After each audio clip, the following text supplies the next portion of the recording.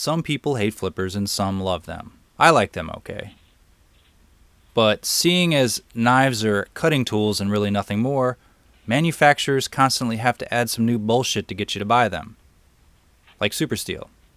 So while you have a standard flipper, or a assisted flipper, some people need to make flippers cooler.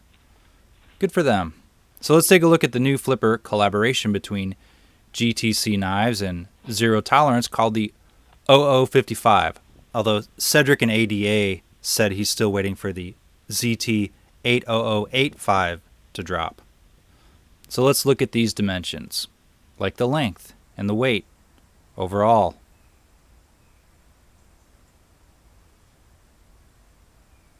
The blade length, the cutting edge,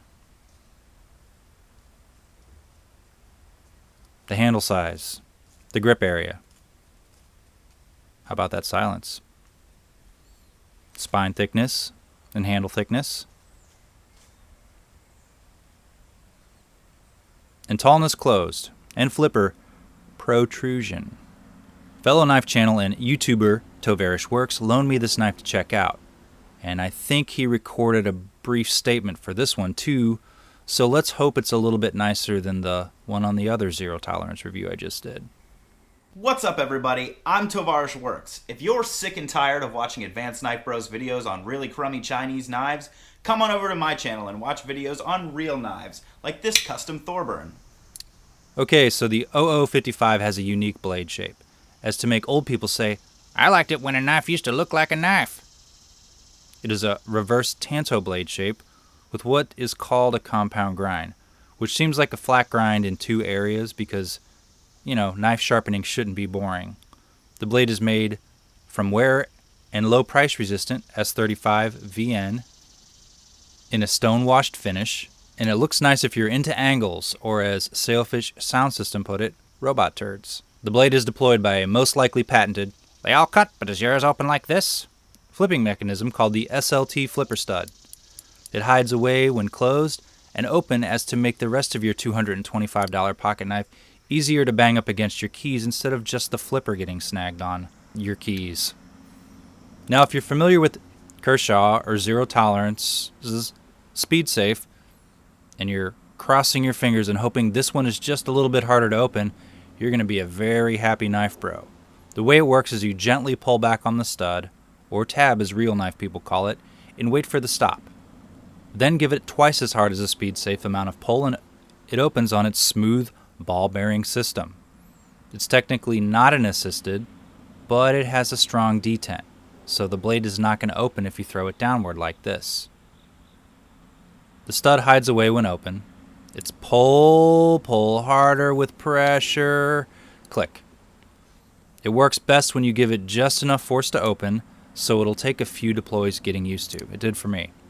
Very hard, strong pulls actually make it harder to deploy, which sounds weird, but so does $225 when a non-knife person asks, "Hey, how much did that cost?" So don't try jerking it open on a single pull.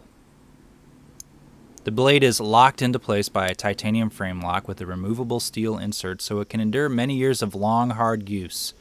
In theory, the frame lock thankfully isn't a whole lot harder to disengage than the knife is to deploy.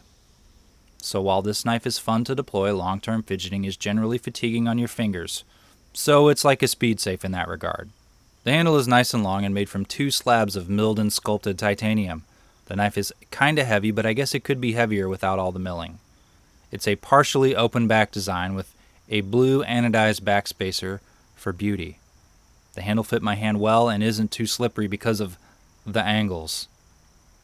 It kind of looks like Gandalf's staff, doesn't it? Sorry, his rod. However, without the flipper protruding when it's opening, there isn't much of a guard for your finger there. But the profile gets larger as it gets closer to the blade, the side profile, so your hand probably won't slip during supposititious use. Probably. The pocket clip is reversible to the right or left side in a tip-up configuration only. It ain't deep carry. Expect just under an inch to stick out of your pocket. Okay, let's partially recycle a quick comparison I did on my last Zero Tolerance review, which is perfectly fine because that review barely cracked 2,000 views, meaning most of my subscribers in the internet haven't watched it anyway. First is the 0770. Functionally and practically, I prefer this zero tolerance. It's lighter and a more unassuming pocket carry.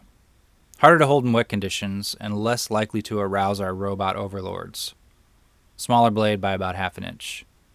Then the Lion Steel SR11. I'm going to get a lot of use out of this knife for comparisons. So, what made you buy that knife? Oh, YouTube knife comparisons. Oh, not cutting things? It's a smooth flipper and a little less fatiguing to flip. No jimping on the tab, even though there's some light jimping on the 0055 I'm reviewing here. And yeah, I've pretty much said everything there is to say about the SR11. Then the 0350. Shorter, but it's stripier, and therefore would be more arousing to felines, but not nuttin' fancies. Then the actual fun to fidget with and the co-cheapest knife other than the 0350 in the whole bunch, by a lot the Spyderco Paramilitary 2. There's a reason why people like this knife so much. You can fidget with it for a while and it not hurt your tender office fingers or hands. If you could only buy one knife here, this is the knife to buy. It's fun to flip, it's fairly lightweight, not super lightweight, but fairly lightweight. Alright, so yeah. You may ask me, do you like this knife? And I would say to that, sure. Your next question would be, would you buy this knife? Probably not. Anyway, if you like this review, subscribe to Tovarish Works Fancy Custom Knife channel, and not this one. Comment, and give it a thumbs up, and ask why I didn't baton with this one. Because it's a loaner, and I was asked not to. Anyway, thanks for watching.